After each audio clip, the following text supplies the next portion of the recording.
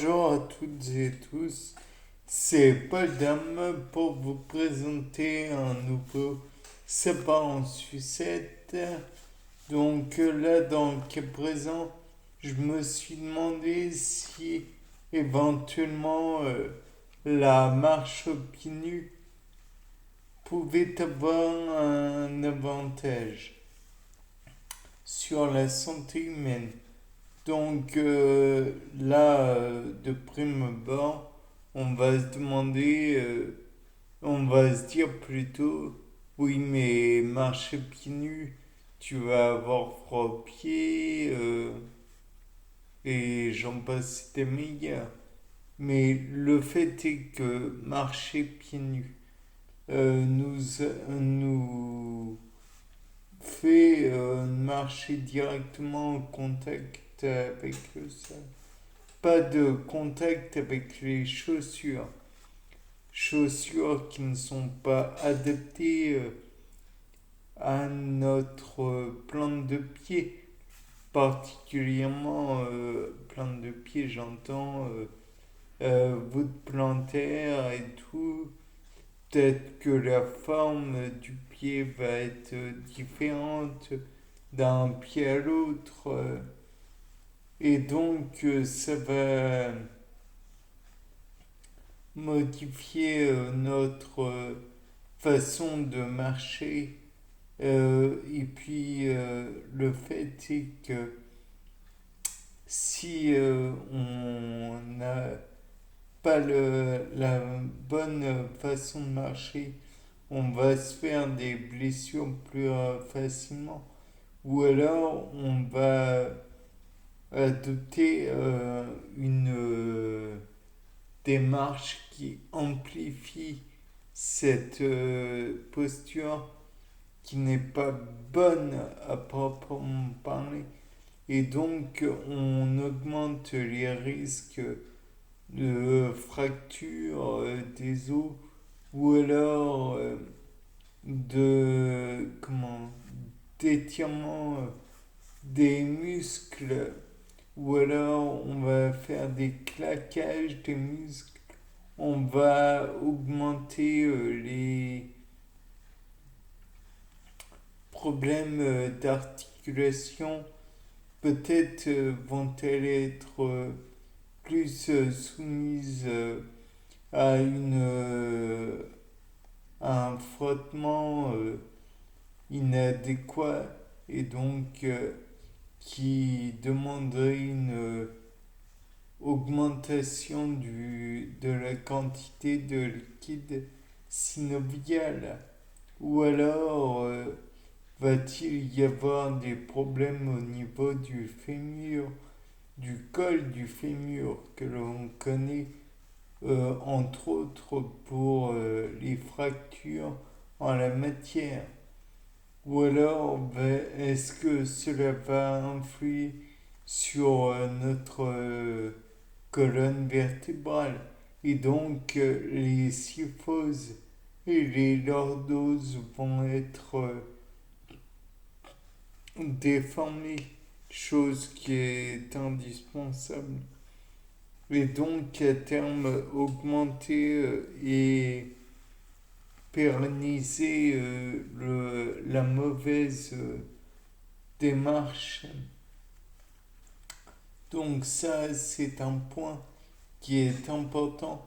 Mais il y a une question que je me pose, c'est au niveau des, comment dire, des lymphocytes.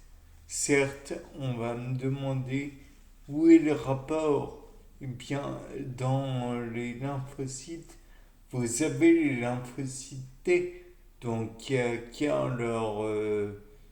leur maturité dans le thymus de chaque animal, et les lymphocytes B, qui acquièrent leur maturité dans la moelle rouge des os. Donc, je me demande si en, comment dire, en adoptant cette disposition qui est la marche avec chaussures, si on diminue pas la quantité de moelle rouge des os. Et donc, par voie de conséquence, on limite la capacité de maturation des lymphocytes. Et donc, on diminue la capacité d'immunité de notre organisme. Et cela en marchant avec simplement nos chaussures. Certes, de prime abord, on pourrait dire ça. Et je me suis dit aussi que, eh bien, quand on marchait pieds nus, on marchait sur un sol qui pouvait être parfois froid. Donc, un stress pour notre corps qui doit demeurer à environ 37,2, 37,6, un peu plus de 37 degrés, quoi. Et donc, le fait est que avec des chaussures, on est isolé du sol.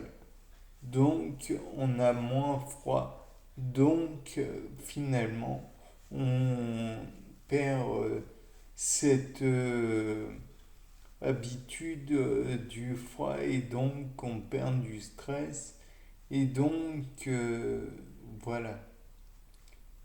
Mais il y a une autre chose que je me dis. Bon, certes, on n'a plus le stress, mais en plus, on perd la possibilité de rentrer en contact avec, certes, les cellules mortes de nos proches, mais voire même de tout habitant de la planète, mais on perd aussi la possibilité de devoir faire face, plus souvent j'entends, à, papillomavirus, qui est, comme je l'ai dit dans un enregistrement précédent, le responsable en partie de verrues. Bon, les verrues, c'est une chose que l'on ne peut totalement écarter comme risque. Il y a la possibilité, malencontreuse possibilité, que vous en ayez un jour. De plus, le fait est que si la plante de pied touche le sol régulièrement, donc certes, vous risquez d'obtenir papillomavirus, mais il y a aussi la possibilité d'acquérir une certaine corne au pied. De là à dire que c'est vraiment fashion ou je sais pas quoi, c'est sûr que c'est pas terrible forcément, mais ça permet d'obtenir une certaine solidité et d'être plus paré aux éventuelles blessures, aux éventuels objets incongrus sur le sol. Des tessons de bouteille, on n'en croise pas des masses. Des clous, on n'en croise pas non plus à longueur de journée, à part si éventuellement vous êtes menuisier. Mais des petits cailloux qui pourraient se loger sur vos pieds et vous faire mal, éventuellement vous blesser, vous entailler. Et là, encore une fois, on en revient à notre système immunitaire qui pourrait éventuellement nous protéger, mais après coup, de cette blessure, alors que la couche cornée de nos pieds pourrait facilement faire face à ça. Bien sûr, il y aurait toujours la possibilité malencontreuse de se faire mal, mais moins bien. Bon, c'était Paul Dame pour un nouveau sapin en sucette. Au revoir.